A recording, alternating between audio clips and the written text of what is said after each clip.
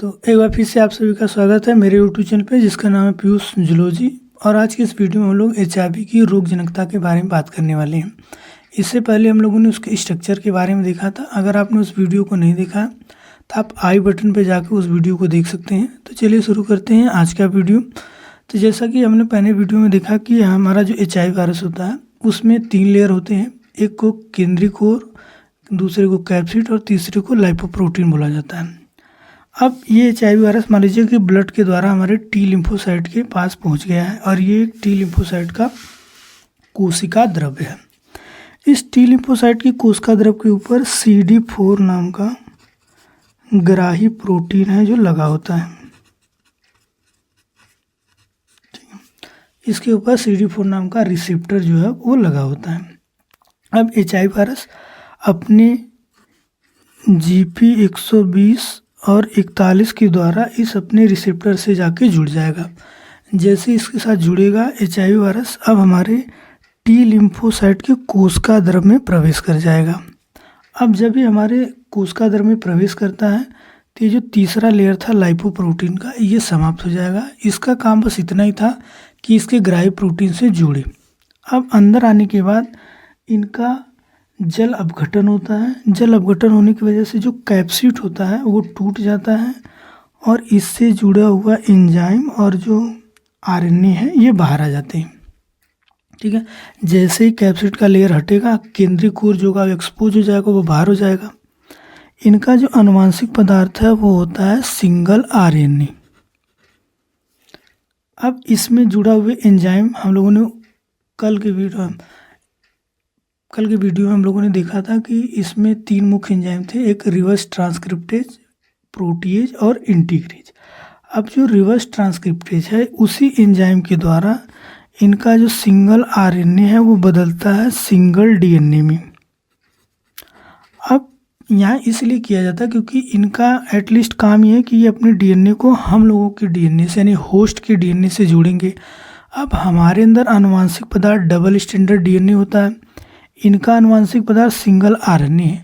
तो RNA DNA से जुड़ नहीं सकता, तो यहाँ पर इस सिंगल RNA को पहले सिंगल DNA में बदला जाएगा, फिर इसी सिंगल DNA को उसी एंजाइम के द्वारा यानी रिवर्स ट्रांसक्रिप्टेज एंजाइम के द्वारा डबल स्टैंडर्ड DNA में बदला जाता है। अब जो डबल स्टैंडर्ड DNA है वो इंटीग्रेज और प्रोटीज एंजाइम की सहायता से प्रवेश करता है टी लिम्फोसाइट की कोशिका द्रव्य के अंदर। ये मान लेते हैं कि होस्ट का DNA है और ये जो मैं कलर कर दिया ये हो गया HIV का DNA, और जहाँ पे कलर नहीं है वो होस्ट का DNA है। ये हो गया HIV का DNA। अब नॉर्मल जो प्रक्रियाएं होती हैं DNA से RNA बनना और RNA से प्रोटीन का बनना, ये तो हमारे साथ भी होगा तो हमको अपना पढ़ना नहीं है। अब ये जो HIV का DNA है ये 2 प्रकार का RNA बनाता है, यानी कि जब इनमें अनुलेखन की प्रक्रिया होगी तो 2 तरह के RNA बनेंगे।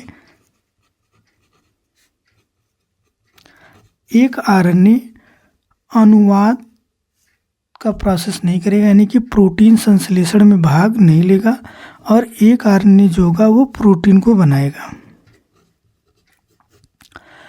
जो RNA प्रोटीन नहीं बनाएगा वो इनके जेनेटिक मटेरियल का काम करेगा, क्योंकि इनका जो आनुवांशिक पदार्थ है वो RNA ही होता है, तो वो इनके अंदर जेनेटिक मटेरियल का काम करेगा। और जो प्रोटीन बना रहा है वो यहाँ पे न्यूक्लियोकैप्सिड का संश्लेषण करेगा। ठीक है, जो कैप्सिड होता है वो प्रोटीन का बना होता है, तो ये न्यूक्लियोकैप्सिड का संश्लेषण करेंगे। अब न्यूक्लियोकैप्सिड और RNA बनने के बाद इनका असेंबलिंग होता है, यानी कि सिंगल RNA के चारों तरफ इस तरह से न्यूक्लियोकैप्सिड इकट्ठा होने लगेंगे और धीरे धीरे यहाँ पे नए HIV वायरस का निर्माण कर देंगे। अब HIV वायरस जब पूरी तरह से कम बन जाएंगे तो ये इसकी कोशिका द्रव्य के मेम्ब्रेन के पास आएंगे और एक्सोसाइटोसिस के थ्रू यहाँ बाहर हो जाएंगे।